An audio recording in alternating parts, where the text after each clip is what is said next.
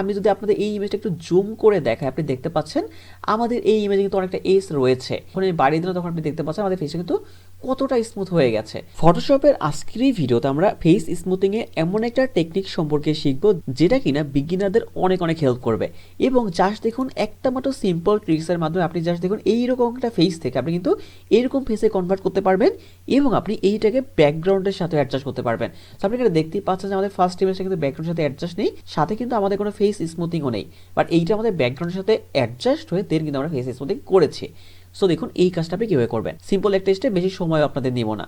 Just আপনি কী করবেন, ফটোশপে আপনার যে কোনো একটা ইমেজকে আপনি অন করে নেবেন। লাইক আমি ধরুন আমি এই ইমেজটা অন করতেছি, অন করে সরাসরি ফিল্টার সেকশনে চলে যাবেন। দেন এইখান থেকে সিম্পলি সিলেক্ট করবেন ক্যামেরা র ফিল্টারে। ক্যামেরা র ফিল্টারে ক্লিক করলে দেখবেন আপনাদের সামনে ঠিক এরকম একটা ইন্টারফেস চলে আসবে। ধরুন আমি যদি আপনাদের এই ইমেজটা একটু জুম করে দেখাই, আপনি দেখতে পাচ্ছেন আমাদের এই ইমেজে কিন্তু অনেকটা এজ রয়েছে। এবার আপনি যে কাজটা করবেন দেখুন, জাস্ট এই যে রাইট সাইড থেকে আপনি জাস্ট এই দেখুন, প্রথমে আপনার হয়তো এরকম বেসিক এরকম বড় বড় থাকতে পারে, আপনি এটাকে ছোটো করে ফেলবেন। ছোটো করে দেখুন সরাসরি আপনি চলে যাবেন এই ডিটেল সেকশনে।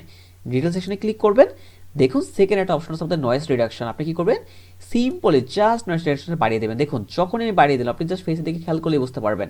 দেখুন যখন আমি বাড়িয়ে দিলাম তখন আপনি দেখতে পাচ্ছেন আমাদের ফেসটা কিন্তু কতটা স্মুথ হয়ে গেছে। আপনি জাস্ট এখানে তাকান, তাকাইলে আপনি বুঝতে পারছেন যে আমাদের যখন স্মুথিংটা ছিল না তখন দেখুন আমাদের এরকম অবস্থা ছিল, বাট যখন আমরা রিডাকশন করলাম তখন আপনি দেখতে পাচ্ছেন যে আমাদের কিন্তু এটা এমন হয়েছে। বাট দেখুন আমাদের কি ব্যাকগ্রাউন্ডের সাথে এখনও কালার অ্যাডজাস্ট হয়েছে? আমাদের কিন্তু এখনও হয়নি।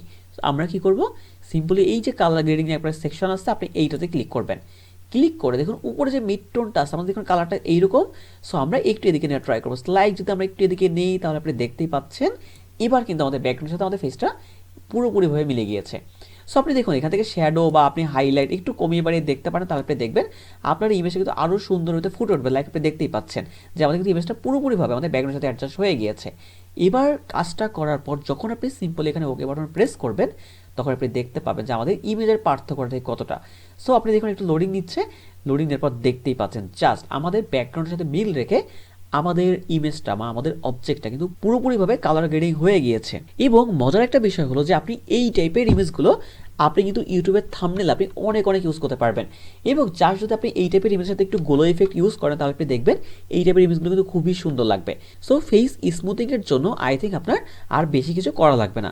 জাস্ট মাত্র দুইটা সেটিংস অন করবেন, জাস্ট আপনি মিড টোনটাকে চেঞ্জ করবেন, দেখবেন ব্যাকগ্রাউন্ডের সাথেও কালার অ্যাডজাস্ট হয়ে গিয়েছে। সো আজকের জন্য এতটুকুই, দেখা হচ্ছে সম্পূর্ণ নতুন কোনো ভিডিওতে। ততদিন পর্যন্ত ভালো থাকুন এবং সুস্থ থাকুন।